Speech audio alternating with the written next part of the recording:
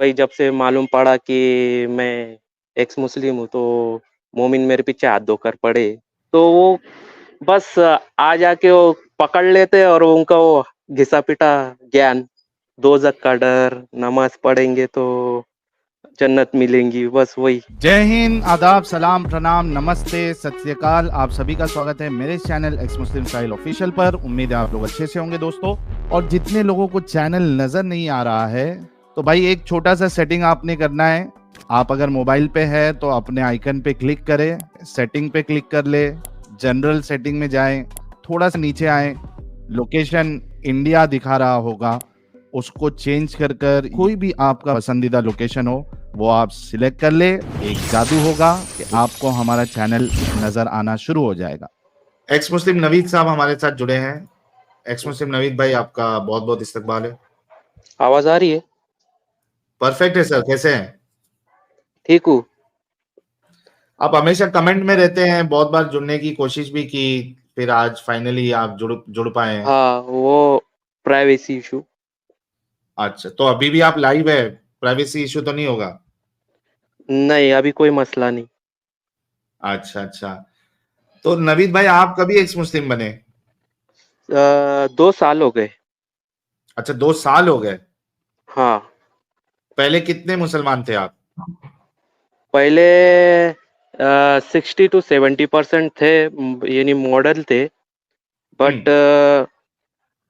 जैसे ही मेरे को थोड़ा एहसास हुआ कि ये रियलिटी नहीं है, तो मैं आपको फॉलो करने के पहले 1 साल पहले ही छोड़ चुका था। अरे वाह, हुँ, क्या बात है। तो जब हाँ, नमाजें बोलिए। नमाजें पढ़ते थे पहले? हाँ, नमाज़े जुमा।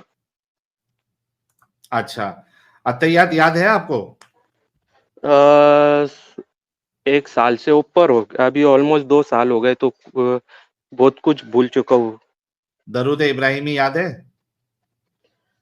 शायद हो सकता है, गलती तो हो सकती है। कोई नहीं, आप पढ़िए। अल्लाहुम्मा सल्ली अला मुहम्मद व अला आलि मुहम्मद कमा सल्लैता अला इब्राहीम व अला आलि इब्राहीम इन्नका हमीदुन मजीद। अल्लाहुम्मा बारिक अला मुहम्मद व अला आलि मुहम्मद कमा बारकता अला इब्राहीम व अला आलि इब्राहीम इन्नका हमीदुन मजीद। फजर में कितनी नमाज होती है, कितनी रकात होती है? 4 रकात। ओके, कौन कौन सी? 2 फ़र्ज़ हम्म। और 2 सुन्नत। 2 सुन्नत। अरबी पढ़ना सीखा था आपने नवीद भाई, कुरान पढ़ना? हाँ, कुरान पढ़ना तो सीखा था, लेकिन सिर्फ़ वो पारा पढ़ते हैं ना, हाँ हाँ, पढ़िए इसको। तो वमा स्क्रीन। कानल हम्म। जी जी। वमा कानल मोमिन। Limo menu. मैं तो अभी भूल चुका हूँ। नहीं, कोशिश हाँ, करिए। साहिल भाई, मैं वमा कानल वमा काना ली मोमिनल वमिन मिन्नती मिन्नती हम्म इ इज़ा इज़ा हम्म कज़ाल्लाहु हम्म व रसूलहु हम्म अम्रा। चलिए, ठीक है। भाई जो है वो जी, एकदम पक्के वाले मोमिन नहीं थे। हाँ। मतलब 19-20 जो है वो था इनका, लेकिन ठीक है, मोमिन ही है। हाँ भाई, तो क्या हुआ था ऐसा नवीद भाई, 2 साल पहले जो आपने इस्लाम को छोड़ दिया? ऐसा हुआ था कि वो हमारे रिलेटिव में एक डेथ हुई थी, ऑलमोस्ट हम्म। 7-8 साल की बच्ची थी, तो उसको ब्लड कैंसर हुआ था। अच्छा, ये आवाज़ आ आप जो है स्पेसिफिक अगर किस्सा बताएंगे तो हो सकता हुँ, है कि कोई आपका ये करे कि यार ये फैमिली में इसका जो है डेथ इस बच्ची की हुई थी, तो यही है। हुँ, तो हुँ। यू नो हाँ, आप सोच समझ के अपनी बात रखिएगा। नहीं, नहीं, पूरा पर्सनल सिक्योरिटी रहेगा।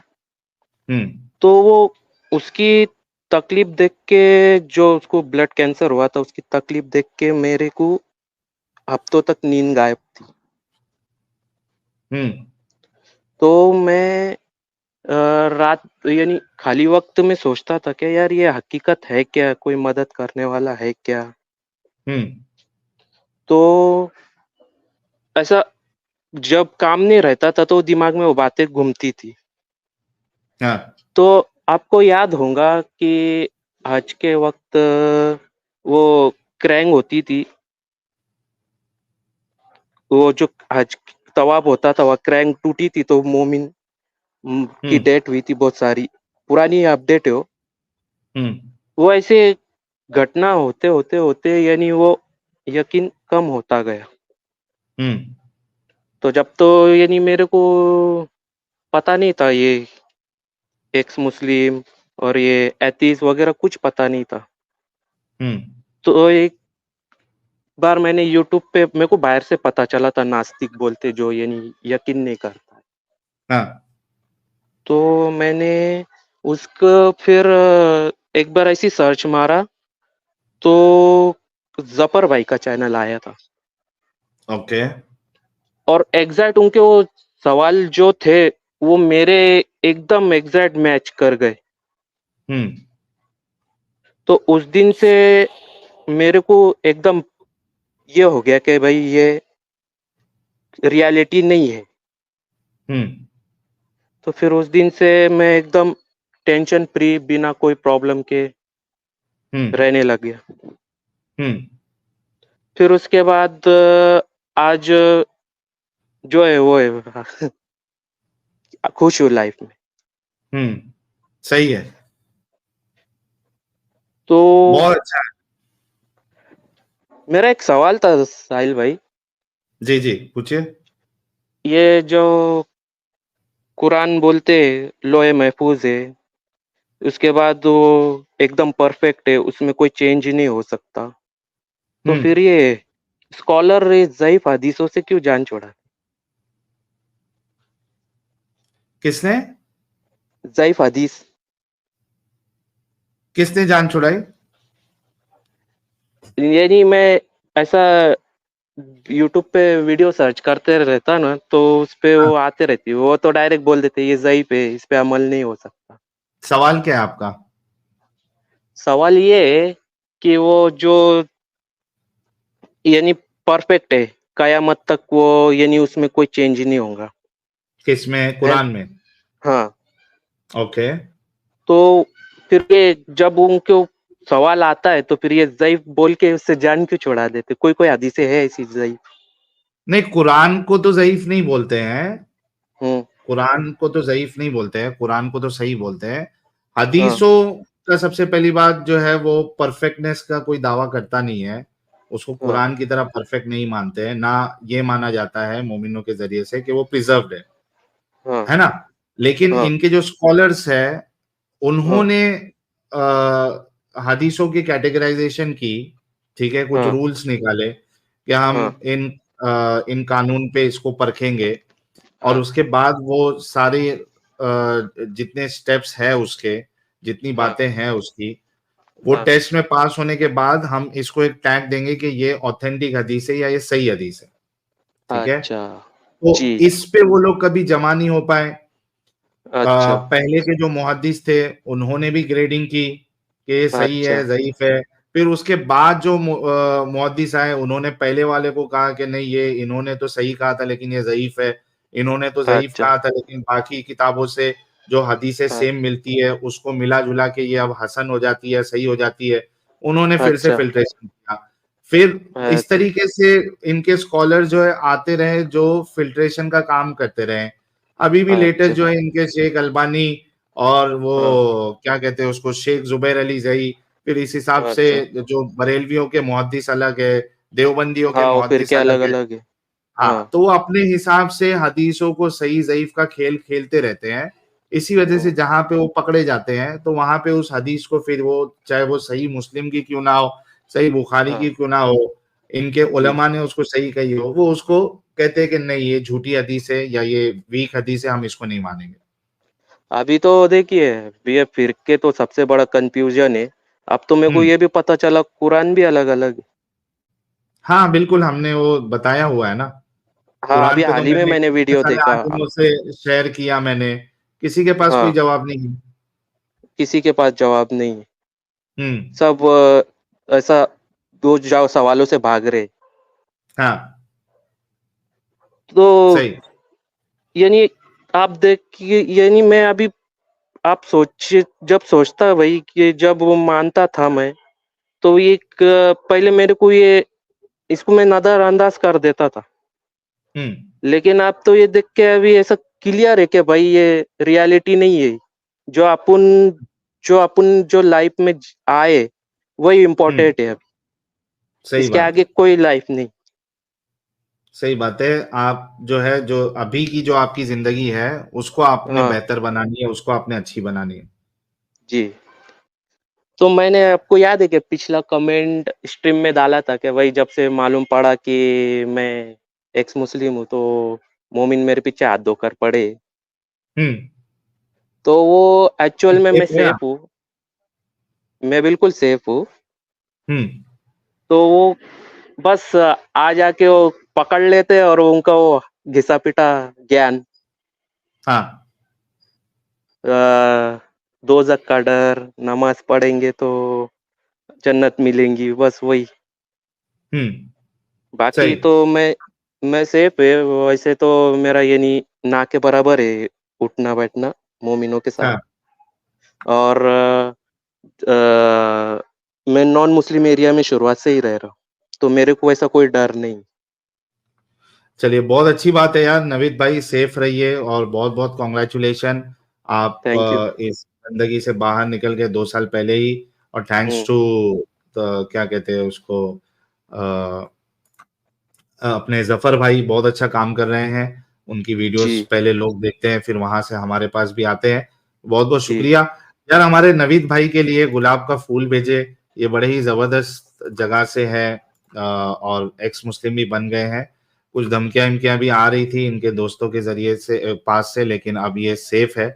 तो लेट्स कांग्रेचुलेट एवरीवन कि भाई जो है वो बाहर इस गंदगी से निकल गए।